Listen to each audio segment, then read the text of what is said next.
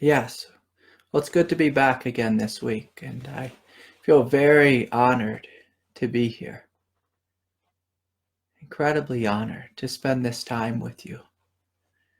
So thank you. Thank you deeply from the depth of my heart for joining me this evening. I'd like to start with a couple of announcements.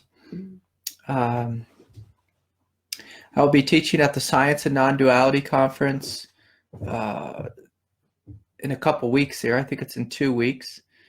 And it is, I believe it starts on October like 24th or 26th, something like that. It goes over that last weekend of the month. I'll be in Cincinnati offering 2 satsangs, November 17th and 18th. That's the weekend right before Thanksgiving. And then I'll be offering a retreat this winter in January. The retreat will be in Carbondale, Colorado, which is about 30 miles from Aspen, Colorado. And so it's in that general area. It's a very beautiful place I'll be offering the retreat at. And so, of course, there's information for all 3 of those events on my website. And I really look forward to meeting you in person, and to spending some time together. And I encourage you to consider coming on the retreat if you can. Retreat is such a wonderful time to deepen in your practice, to connect more fully with the lineage, and to open to the depth of what you are. The depth of what you are. And so I'll talk more about that in a minute here. I just want to make sure I give out my thank yous, and I want to for the donations that have come in for supporting this program. I want to thank Butch again and Lynn, who sent a check. So thank you all so much. And of course, there was a couple more, and I probably missed them, but forgive me if I did. But I want to welcome all of you here. Adrian and Michelle and Suzanne and Ivy and Patricia, Marco, Lynn, Denny, Regina, Karen. It's just good to see. Good to see everyone here. It's good to be with you all. And so one of the great questions that my teacher used to ask me, when I was quite young, we'd play this game all the time. He would say, "Who are you, Craig? Are you a busy single father? Are you a whatever it was I was doing in that moment for him? Are you a painter? Are you a framer? Are you a plumber? Are you an electrician? Or are you a child of God? Are you a warrior? A spiritual warrior?" And one of the most wonderful investigations that we did together was the investigation of what does it mean to be holy. And so holy is a word that has fallen out of our modern vocabulary. But with my teacher, he would ask me, he said, "Craig, are you a holy man?" And as soon as he would begin to say that, I would feel this wonderful transmission of grace, this wonderful transmission of love, and sweetness come into the room. Regina and the Awakening Together group, they're going to be traveling to Europe. And so when we go to Europe and we visit these old churches, these old beautiful cathedrals,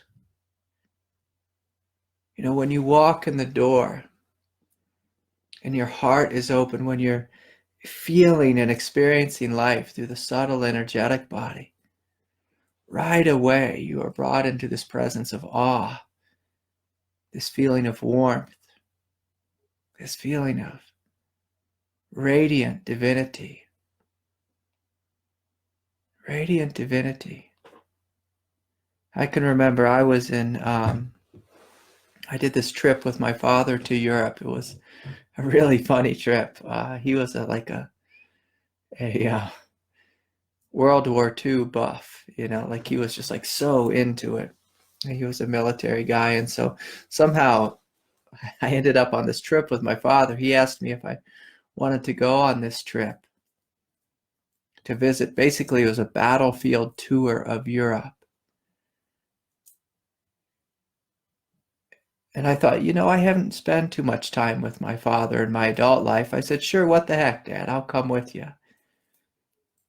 And so as we were touring around France, my father also loved these great cathedrals. And so it's funny, in the day, we'd go visit some, like a great battlefield where many soldiers lost their lives. And then afterwards, we'd go to one of these incredible cathedrals. And so when you're on the battlefield, we went to the Battle of the Somme, and that was probably one of the most brutal battles of World War I. And there's these rolling fields. They're farm fields now. I mean, actually, they were always farm fields.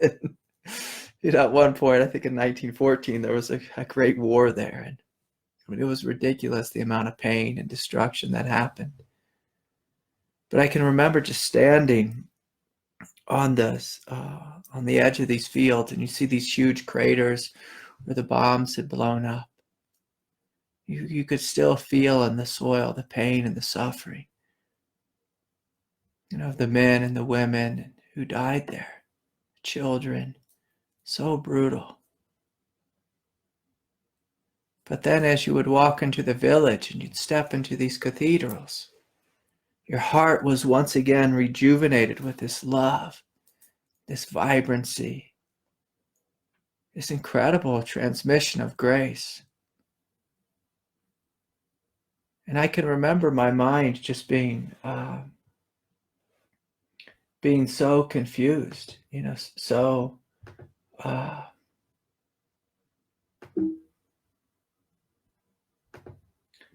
confused by it all, so absolutely just lost, trying to figure out this paradox of it's just such great pain and suffering and such absolute love. Such absolute love. And so this question of what does it mean to be holy, that my teacher would ask me, so often I associated this feeling with walking into a great cathedral. I can remember I wish I knew the names of these, but I went into I think it was the biggest cathedral in the world, somewhere in France, and it just takes your breath away to walk into these massive buildings that are just filled with this immense spiritual power, immense grace. But the way my teacher was asking the question was, Craig, are you a holy man? Can you feel this holiness? Can you feel this divinity? Can you connect to it? Are you connected to it in your heart? In your heart. So oftentimes we think of being holy as, well, being a very, whatever that word is, pious individual. We're like a goody two-shoes, and we know the scriptures well, and we have all the philosophy and the dogma down.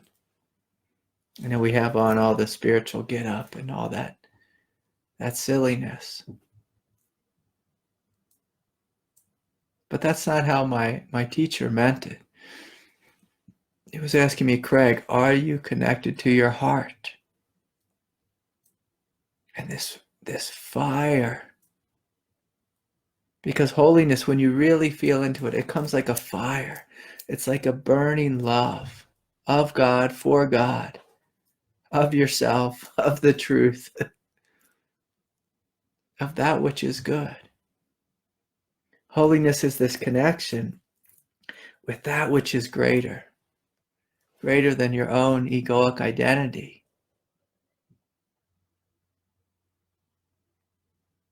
And so oftentimes my teacher would look at me and it would be when I was in a time of confusion, when my life was a train wreck, and that, to be honest, like when I was young, was often.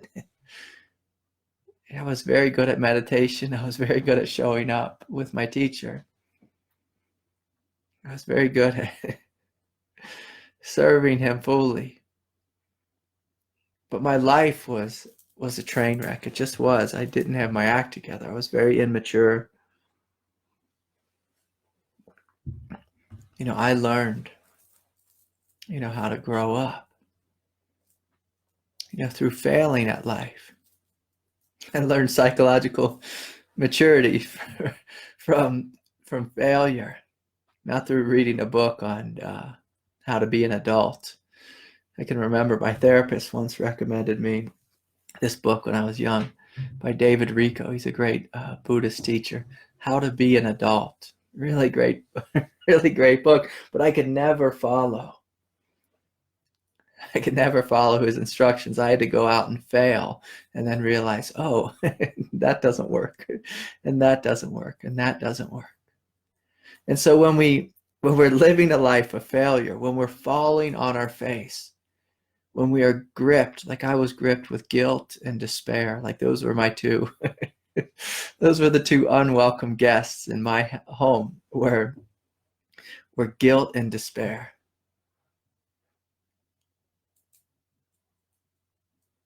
And so when my teacher would look at me and he saw me that I was gripped with guilt and despair, overwhelming heartache and panic, he'd look at me and he'd say, "Craig, are you a holy man?" And it would stop me in my tracks.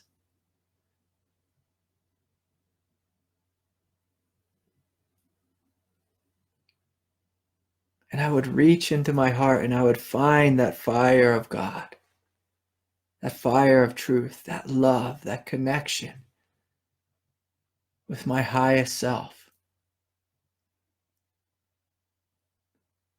I would look at him and smile and I'd say, "Yes, David, yes." And then he'd take his hand, and mess up my hair, like rub the top of my head and say, "Good." And basically, he was trying to just shake me out of that place of egoic identification that I had found myself lost in.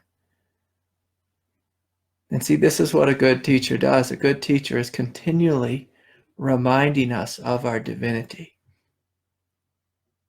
continually reminding us that we are not these confused egos, that an ego is simply, it's obsolete software that was given to us. It was given to us by life. And we're outgrowing it. The teacher comes and tells you or asks you, where do you want to identify? Do you want to identify with obsolete software? Do you want to identify with me consciousness, guilt and shame and heartache and despair and attachment? Or do you want to identify with that which is holy? Do you want to know yourself as this hugeness, this vast, mysterious presence, this radiant light? And so if you want to know yourself as this radiant light, you must begin to get in touch with it. You must spend some time being silent. And it's just like anything. If you spend a little bit of time in silence, then you'll have, little experiences. It won't really take root in your consciousness.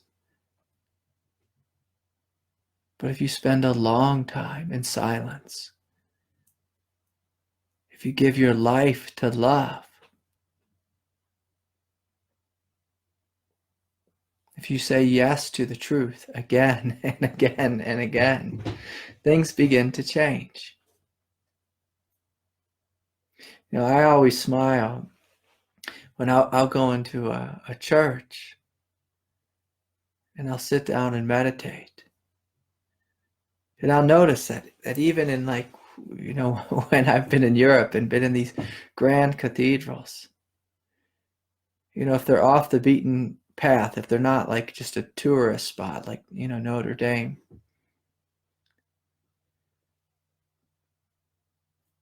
oftentimes these cathedrals, these churches are empty.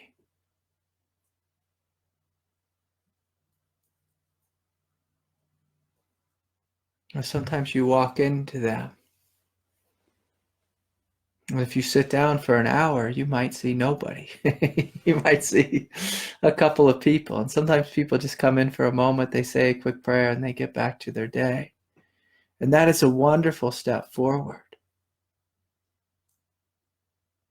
Wonderful step forward. Sometimes it's good just to walk in and say a quick prayer, if that's all the time we have.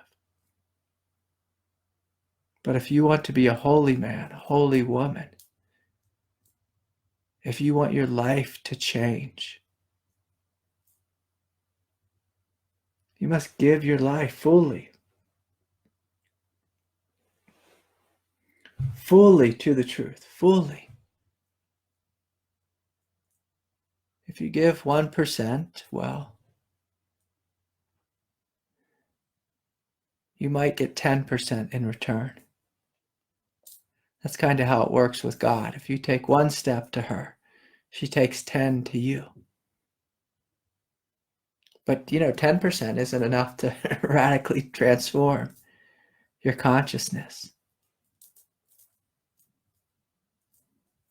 If you take 1,000 steps to her, 1,000 steps toward the truth, and the truth takes 10,000 toward you. And when you look at it that way, you start to see, oh. But see, so many people on the path, I was talking to a friend today, and so many people on the spiritual path are like wet noodles. They don't have very much strength. They don't have so much backbone. They just try a little and then they complain and say, it's not working. I meditated for, 5 minutes a day. It's like, no. That's a good step forward, 5 minutes. But if you want your life to change, meditate for an hour or 2 or 3. Give your life to meditation. Make your life a meditation. If you want your life to change. If you want just a little bit of change, yeah. Get one of those apps where you do 3 minutes of mindfulness a day. And you'll feel, a little bit more relaxed afterwards. And again, that's a huge step forward for most of humanity. A huge step forward.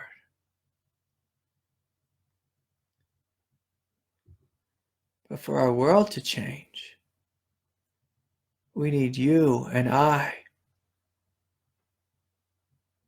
to discover this holiness within ourselves and say, yes. Yes, Lord, I will be your conduit of grace. Yes. Yes, I'm willing to be compassionate with those who've wronged me, those who've humiliated me, those who've argued with me, those who've disagreed with me politically.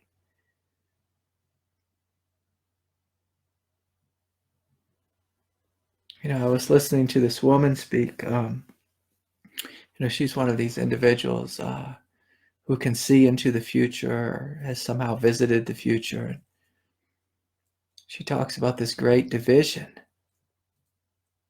that's happened in our world, and that is just getting worse and worse and worse. And of course, you don't need to be a psychic, or you don't need to be able to see the future to see that that's what's happening. And so how do we be a holy person when the world is so divided? Can we meet the other side with love?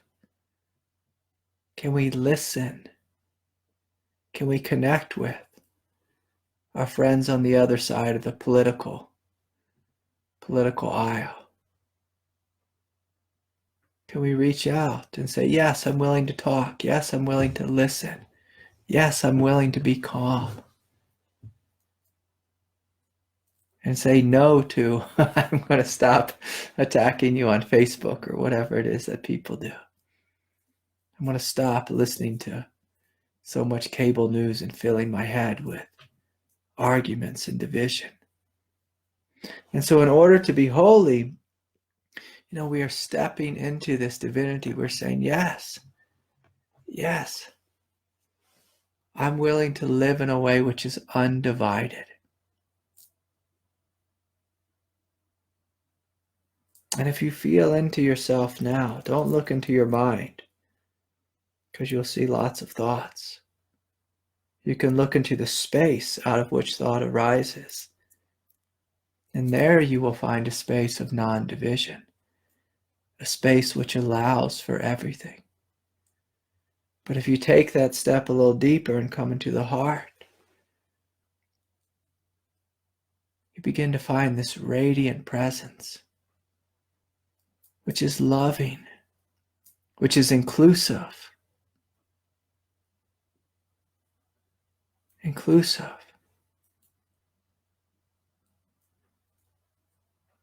And so if you begin to feel into this inclusive love, it's intoxicating. You stop seeing your neighbor or your partner as your enemy. I always smile when I see, a couple who are fighting so intensely. It's because, hey, this is your partner. We're on the same team here, remember. Can you remember that you're on the same team? Can you remember that you live in the same house because you love each other? Can you remember that your parents tried their best to take good care of you? Even if sometimes, or a lot of the time, they didn't show up in the best ways.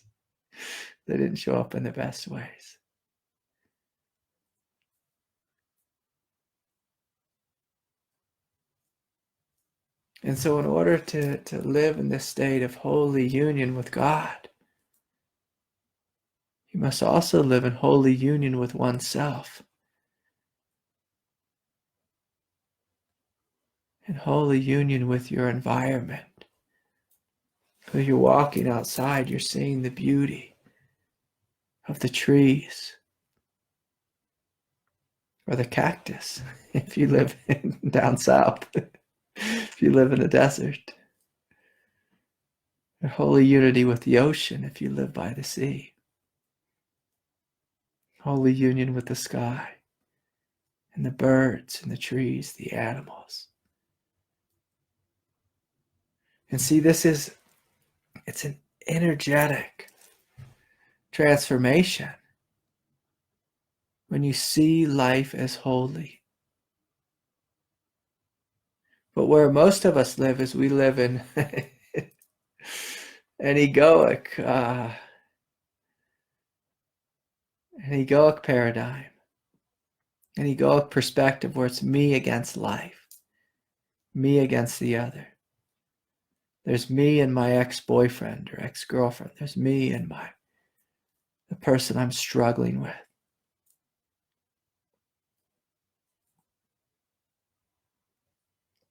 But in order to live in holy union, we must say no to fight, no to this argument, and yes to unity. I'm willing to see myself in everyone. The good, the bad, the ugly. I was speaking with a good friend in Israel, and he works at a cash register, and I asked him, can you see that everyone who comes into the store is God? And at first he laughed at me. He thought, how silly is this? And then a couple of weeks went by, and I asked him again. He was telling me he felt so dead at work, so dead and so numb, and disconnected. And so I said, can you see everyone as God? And this time he tried it. And he said he just did it for a couple minutes a day. And when he did it for a couple minutes a day, his heart started waking up. His whole energetic body started to wake up. All 7 chakra centers came online. He started feeling all this energy in his body. Kundalini started rising up his spine. He began to feel overwhelmed by grace. And he said, I had no idea how powerful this teaching could be. And I smiled and said, yes, my teacher gave me this teaching too. And I had no idea also how powerful it could be to see everyone and everything as God. Your world changes. You start to feel as if you live in the Holy Land. Even when you're doing, such a, I'm just going to use this word, a mediocre job, or excuse me, that's not the right word. Such a job is just like working a cash register. Anytime I've ended up at the cash register I guess I just worked that a couple times when I was in college, but it was fun to look into people's eyes and to see their divinity. It made my day. Instead of just seeing, a grumpy man or a lady who's in a rush,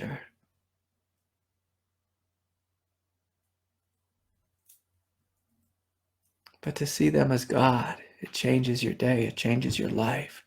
And you feel as if you live in a whole new world. A whole new world. And so anyways, if anyone has a question, you're welcome to bring it forward. You can type it below or ask for the microphone. The other thing is, I have a couple of emails here, and so I'll get to those.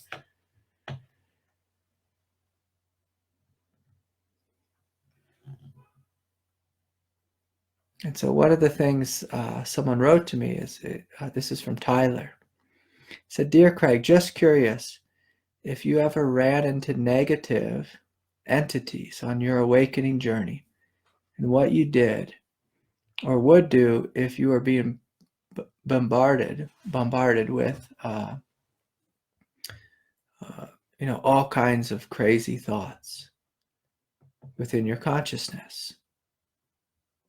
This is what's been happening within him when he's been doing his devotional practices. This is a great question, and Tyler, I get this question again and again and again.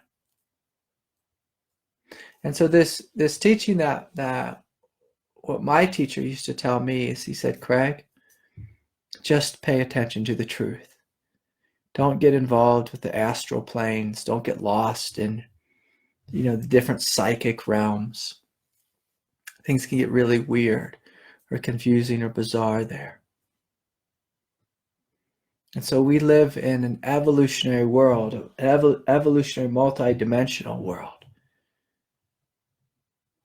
That's one of the ways the world manifests. Another way is there's only the now. There's only this present moment.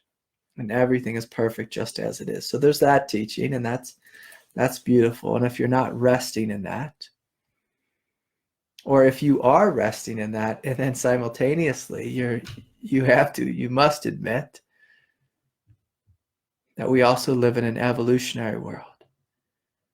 And so these things, these negative entities or whatever, they're just lower levels of consciousness. Oftentimes they're aspects of our own consciousness that have split off. They split off from ourselves.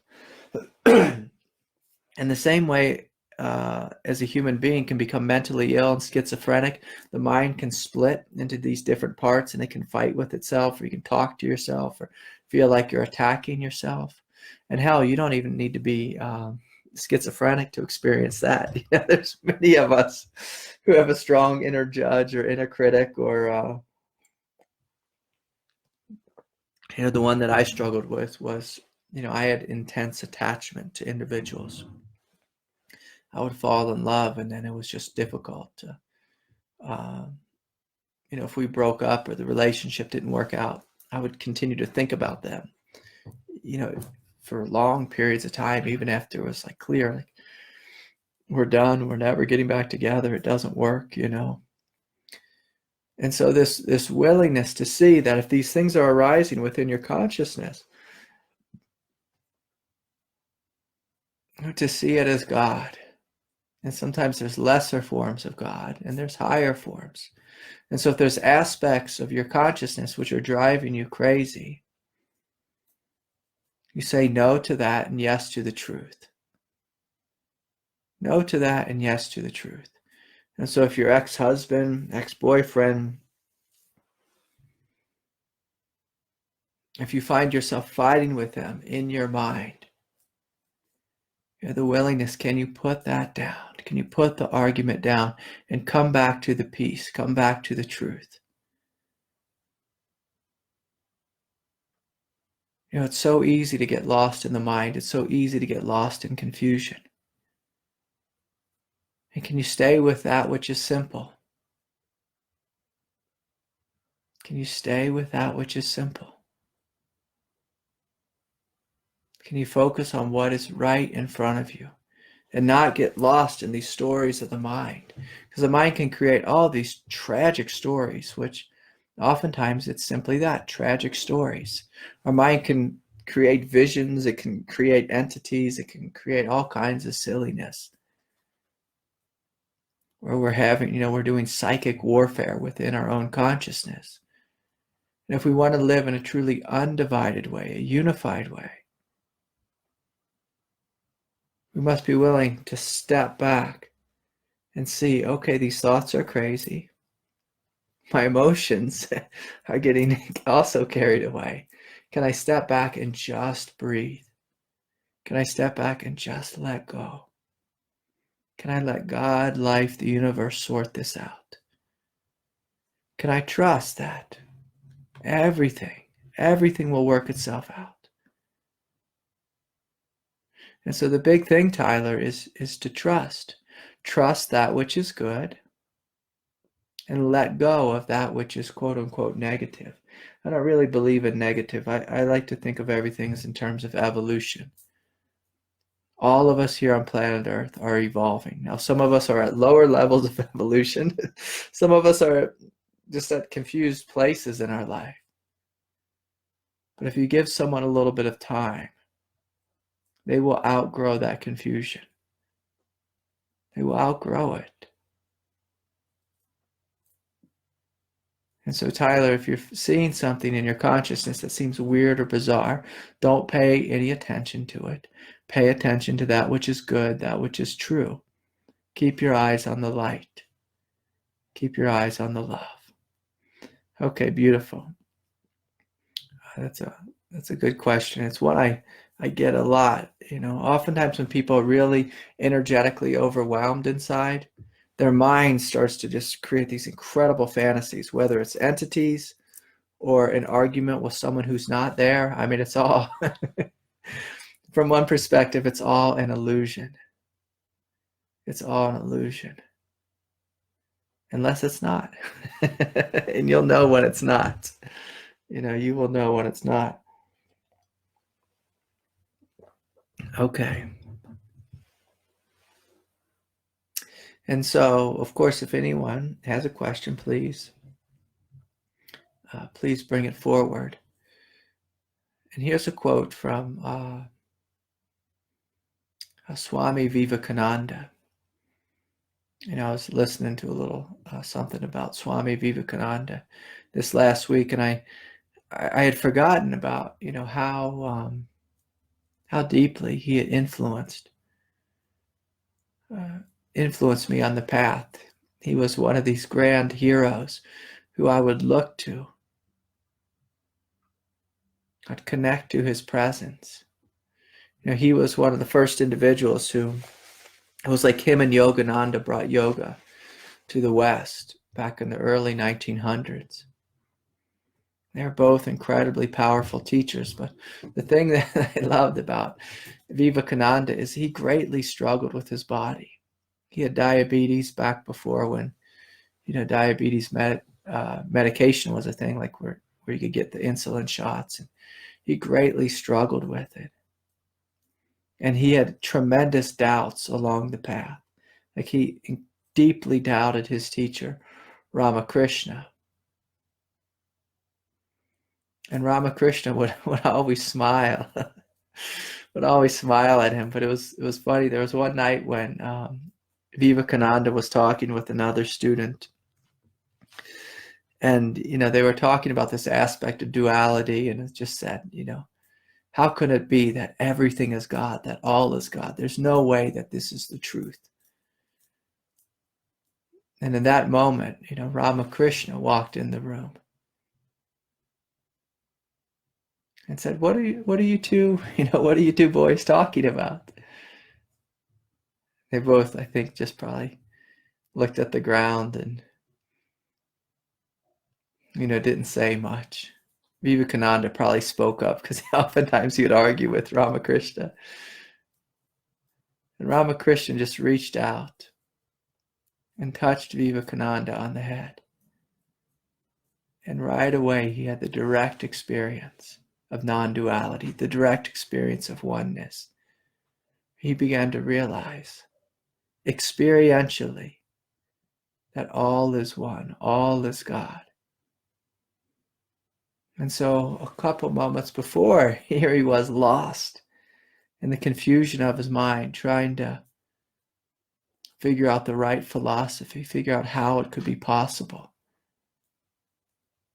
that all is God, all is grace. And in the mind, you will never figure this out. In the mind, you will only discover division. Because that's what the mind is for. It's to see a me and a you. That's what the mind does. It breaks everything down. There's me and my ex-wife, me and my ex-husband, me and my child, me, against my boss, whatever it is, me against life. And Vivekananda, because he had a strong ego, he was stuck in that place. And his teacher simply came up to him, touched him on the forehead, and transmitted this incredible grace into him. He began to see that all is God. This incredible unity.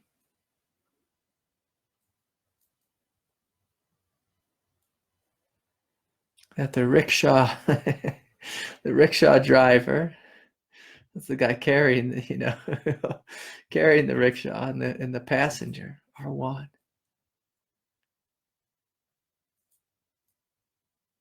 That him and his father and his mother are one. That him and his teacher are one. That him and life are one. And so what Vivekananda wrote, he said, experience is the only teacher we have. We may talk and reason all our lives, but we shall not understand a word of truth until we experience it ourselves. And so in order to experience this truth of freedom, this truth of love and oneness, we must be willing to step out of our thinking mind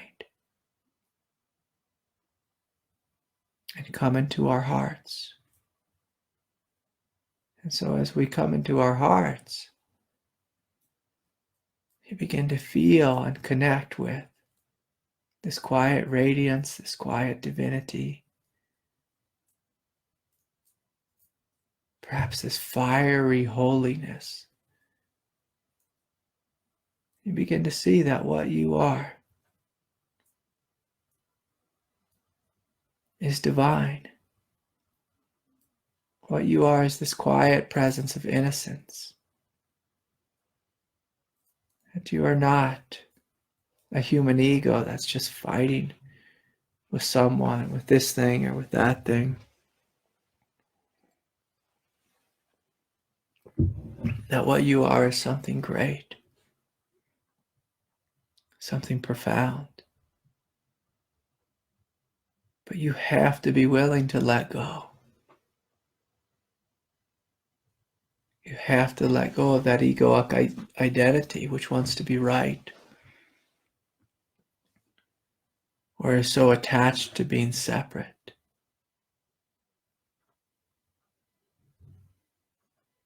If we want to know true holiness, we have to discover this love in our heart, this profound innocence. And then when we discover it, you know what my teacher used to say is, he said, you have to keep throwing logs on that fire.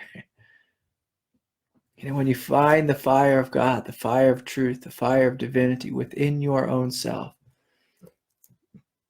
you must continue to throw logs on that fire. You know, I had many, many friends who went and visited my teacher. But then they would quickly move on to something else.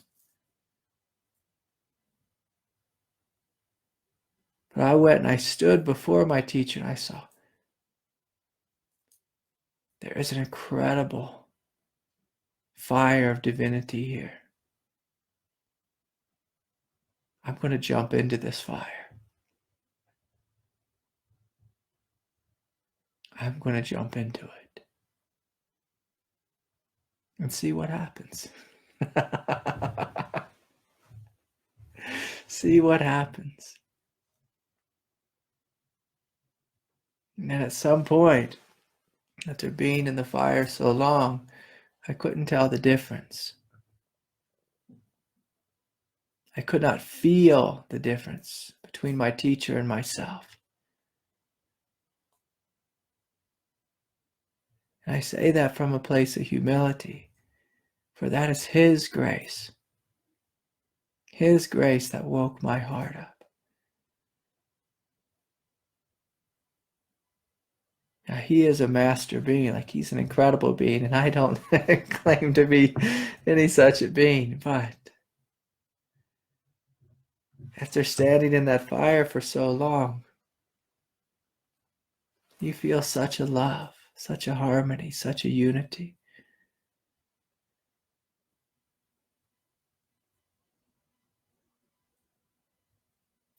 So if we want to get in touch with this, we must look inside and say, what is good about me? What is good? So many people, they look at themselves and they only see that which is bad. And it's like, geez.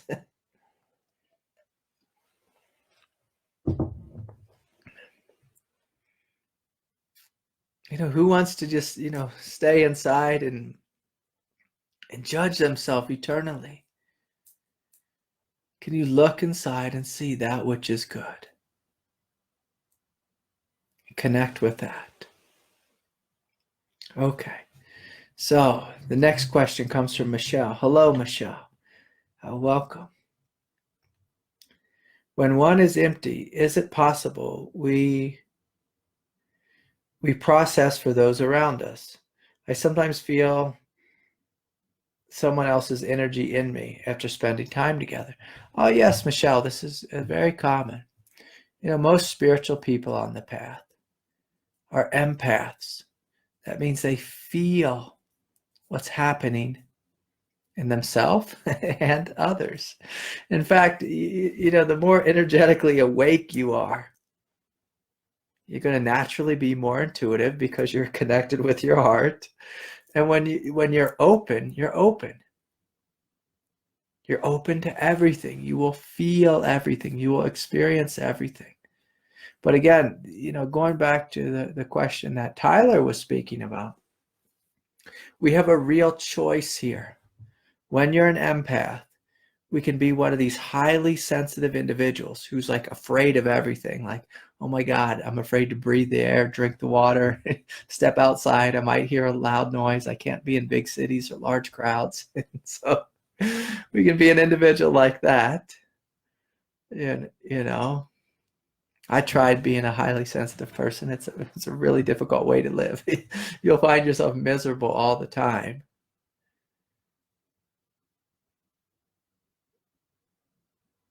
Or you can discover this backbone within yourself.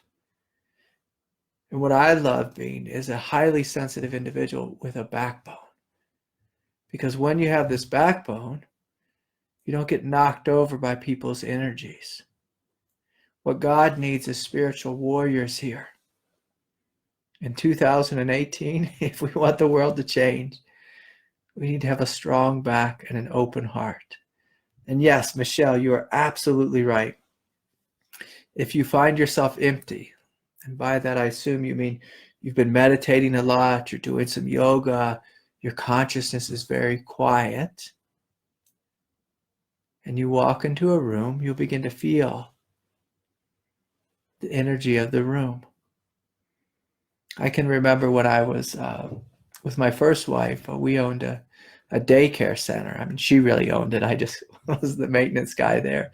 And I was, occasionally she'd ask me to come help out. And so, spending all this time with my teacher, and then on my day off from, working with my teacher, I'd go to the preschool and I'd walk into the preschool and all the little kids would run toward me and say, "Hi, Mr. Fix-It," But as soon as I walked in that room, I just felt as if there was like 30 little children running through my consciousness. And at first I was completely overwhelmed by it. I was like, oh my God, there's a lot of energy in this room. I thought anyone who's a preschool teacher is a saint, to be able to do that kind of work, to feel all those energies in you. When I taught high school, the same thing. It was like, oh my gosh, I felt like I had 18 teenagers, running through my consciousness. But my teacher used to tell me, he said, "Craig, that's good training. You stay in your truth. Stay in your truth." And this is the job. This is your job, Michelle, is to stay in your truth. And yes, she writes, it feels all-encompassing and just loving. Yes. And so love is that's the perfect response, is whatever arises within your consciousness, whether it's your feelings or someone else's, the response is love. The response is love. And when you're willing to do this, you learn unconditional love. But if you say, this is too much for me, I can't handle this, I feel like I'm going crazy or whatever it is, or I feel like I'm being energetically attacked by life. I hear all these kinds of things from folks who meet with me, and I understand that feeling. Like when you're sensitive, you just feel more of everything. But you also must remember that you are this hugeness. And this hugeness is never harmed. This spaciousness is never harmed. Like the space of your mind, the space of your consciousness is never harmed by crazy thoughts or crazy feelings. Your innocence is never harmed by anything that you think or someone else thinks about you or anything that has ever happened to you. Your innocence is eternally pure and divine. And so this is great news when you go inward and you discover that what you are is this holy space, this holy love.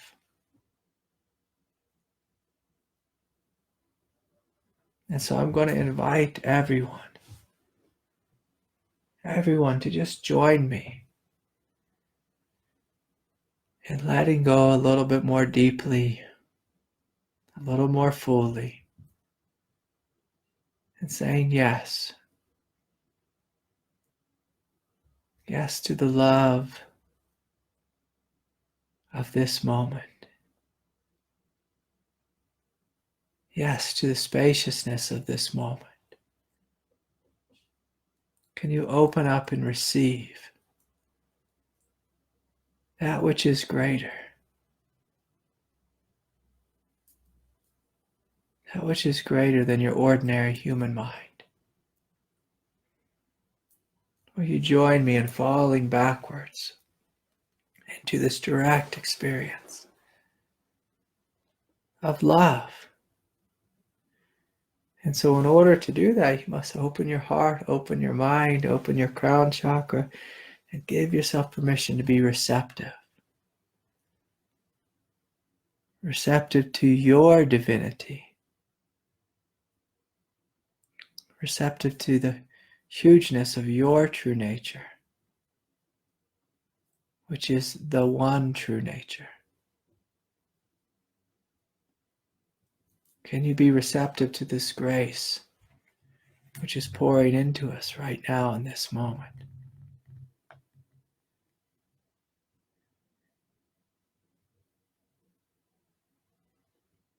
Can you begin to take deep, full breaths and just imagine just breathing this grace into you? Feeling the presence of luminosity in your heart and in your belly.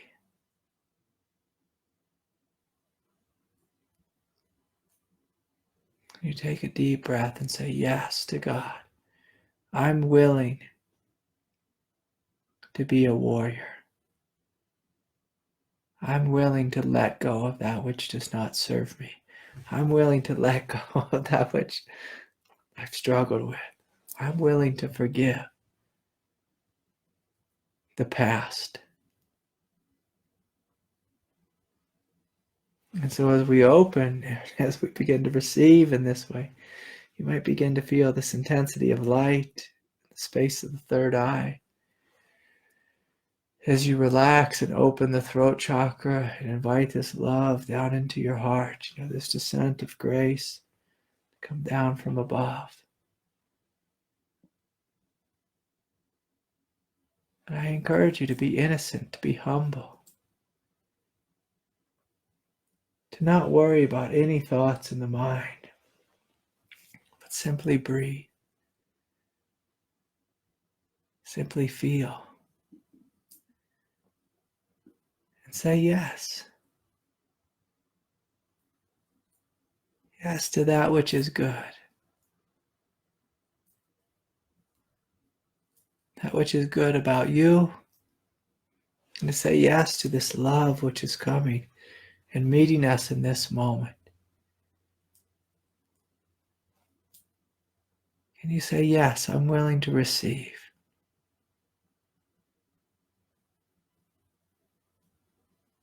I'm willing to step out of my smallness and be huge. I'm willing to feel this vibrancy, this aliveness, the space of my mind, the space of my heart, my solar plexus, my belly, my pelvis, my legs, my feet, my arms, my hands. I'm willing to energetically wake up and feel this prana flowing through me. I'm willing to have my eyes open and look out and see divinity. See this quiet radiance everywhere. Quiet radiance, how beautiful it is.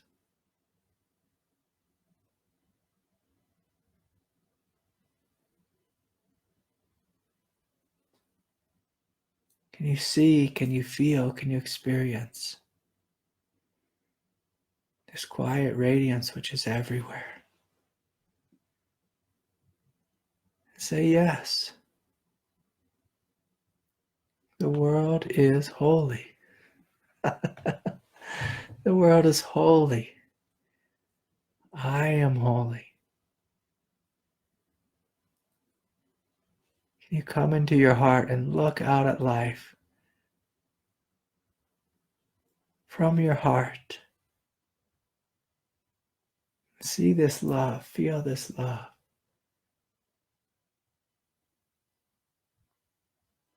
Everywhere. Can you see that life is a gift?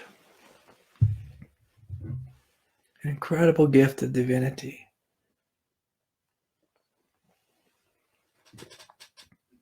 Life is not a struggle. Life is holy. Absolutely holy.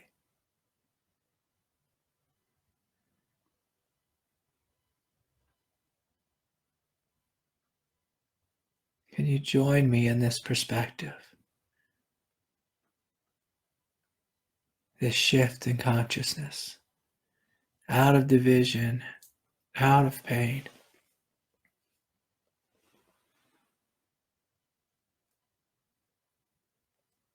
And into what you truly are. Vast, spacious, awake, aware, love.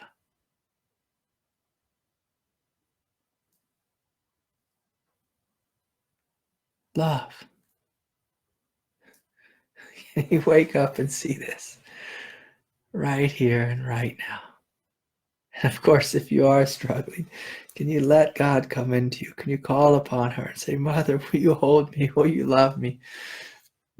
Will you wake me up to something greater than my own pain and confusion? Will you come into my heart this moment and fill me with love? And I promise you, if you ask with a big open heart, she easily and quickly responds. Easily and quickly. And so anyways, I want to thank you all again for joining me. Thank you for sharing your time and your hearts with me. And again, thank you for your generosity. I want to thank everyone for their support of this satsang. If you want to make a donation, you can visit my website and there's details there so that this program can be supported, so it can be shared with more, so that others can be touched by this light, by this grace, by this love that's here. Thank you all so much. And of course, if you're in the neighborhood and you're coming to the Science and Non-Duality Conference, I'd be happy to see you there. I'll be there October 26th, November 17th and 18th in Cincinnati, and up in the Carbondale and Aspen area for a retreat, January 18th, 19th, and 20th. So I'll be back next week. You all take good care. There's so much love for you. Thank you all for sharing your hearts. God bless you all. Have a good night or morning or whatever time of day it is where you are.